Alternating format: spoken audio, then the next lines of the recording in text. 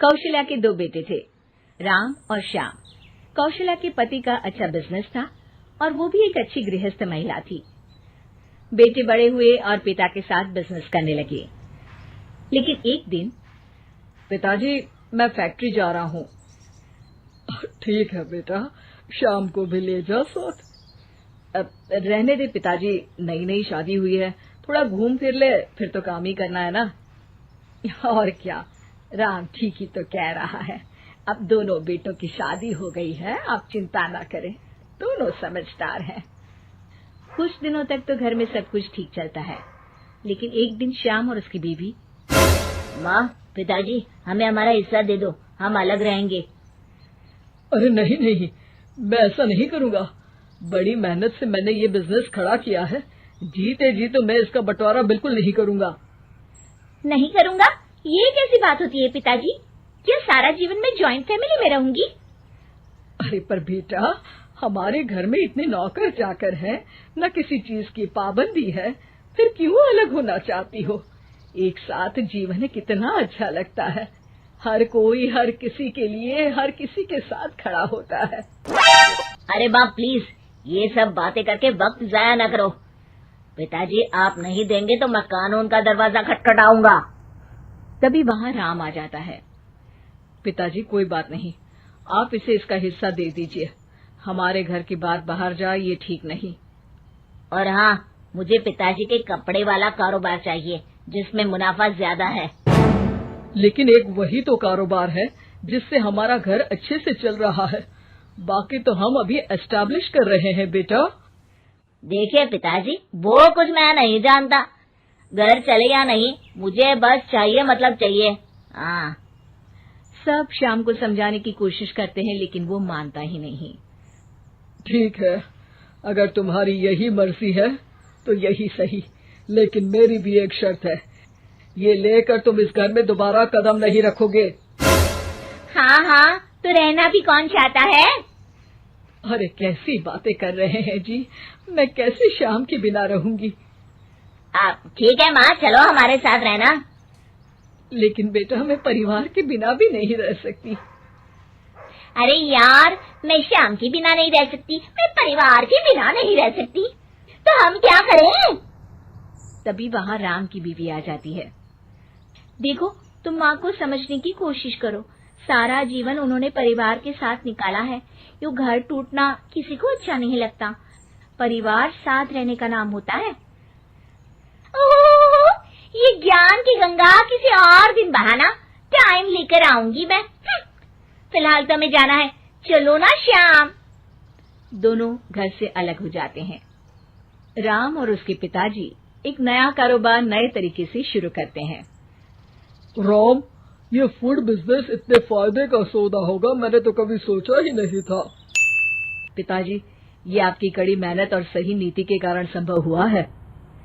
घर के सारे एक साथ बैठकर खाना खा रहे होते हैं कि तभी आज श्याम की बहुत याद आ रही है। क्या तुम में से कोई मुझे उससे मिलवाने ले चलेगा? कोई जरूरत नहीं है।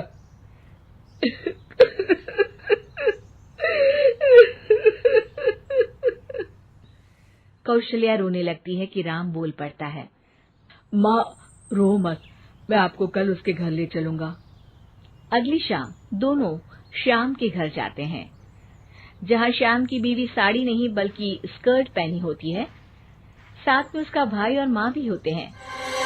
अरे आप लोग आइए आइए, मेरी माँ और भाई भी आए हुए हैं यहाँ पर। अब श्याम कहाँ है, वो दिखाई नहीं दे रहा।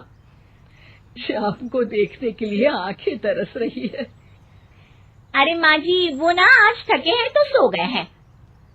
अरे ये तुम्हारे भाई के हाथ में हमारे बिजनेस की फाइल क्यों है? क्यों है मतलब? परिवार का है, काम तो संभाल रहे हैं। कौशल्या सीधे श्याम के कमरे में जाती है, पर ये क्या, हट्टा कट्टा मोटा श्याम, उसकी हालत तो खस्ता सी थी।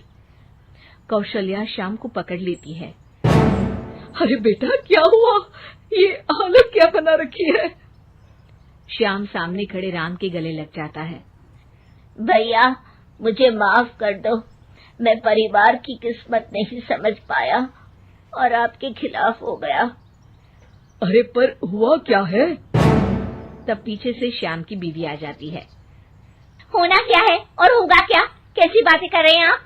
चलिए ड्राइंग रूम में, मैं आप लोगों के लिए चाय नाश्ता बना देती हूँ, फिर फुटो यहाँ से। श्याम उन लोगों को बताने ही वाला होता है, लेकिन उसकी बीवी और भाई के आ जाने के कारण वो कुछ नहीं बता पाता। जब राम और कौशल्या वहां से जाने वाले होते हैं तो श्याम बोल पड़ता है। माँ, भैया, रुक जाओ ना थोड़ी देर। तभी उसकी बीवी आ जाती है। हाँ हाँ, रुके तो थे, अब उन लोगों को अपने घर भी तो जाना है ना? क्यों माँ? दोनों वहां से चले जाते हैं, लेकिन रास्ते में माँ और राम दोनों के ही दिमाग में श्याम की बेचारे वाली तस्वीर घूम रही होती है। राम, क्या हाल है श्याम का? मजे कर रहा होगा जिसके लिए वो अलग हुआ है। नहीं नहीं पापा, श्याम की हालत काफी खराब है। ये बोलकर वो सारा किस्सा पिता के सामने रख देता है। ये डर मुझे था, इसलिए मैंने श्याम को अलग तो कर दिया था, लेकिन भविष्य के लिए एक डोर अपने ही हाथ में रखी थी। कैसी डोर पिताजी? वो तुम्हें कुछ ही दिनों में समझ आ जाएगी। एक दिन एक वकील उन लोगों के पास आता है। नमस्ते सर, आपको जो डर था वही हुआ। श्याम ने अपनी सारी प्रॉपर्टी को बीवी के नाम कर दिया है। तभी वहाँ श्याम रोते हुए आता है। पिताजी, मुझे माफ कर दीजिए, मेरी बीवी ने धोखे से मेरे साइन करवा लिए हैं। अब मैं कहीं का नहीं रहा। सारी प्रॉपर्टी लेने के बाद उसने मुझे घर से बाहर निकाल दिया।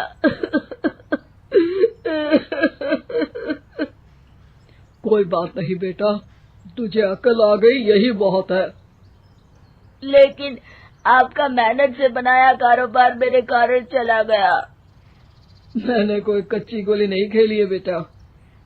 तभी वकील बोल पड़ता है। आपकी कोई भी प्रॉपर्टी आपके पिता और भाई के साइन के बिना आप किसी को नहीं दे सकते। इसी शर्त में आपको वो कारोबार दिया गया था। अरे वाह पिताजी, आप ग्रेट हो। वैसे भी इतनी मेहनत से खड़ा किया हुआ कारोबार मैं ऐसे ही किसी को थोड़ी ना दे सकता था। और बेटा, सुबह का भूला शाम को वापस आ जाए तो उसे भूला नहीं कहते, श्याम कहते हैं। दोस्तों, हमें उम्मीद है कि आपको हमारी ये कहानी पसंद आई होगी। कृपया हमारे चैनल को सब्सक्राइब करें और सभी अपडेट्स के लिए बेल आइकन जरूर दबाएं। और हाँ, वीडियो लाइक और शेयर करना मत भूलिएगा। Bye bye.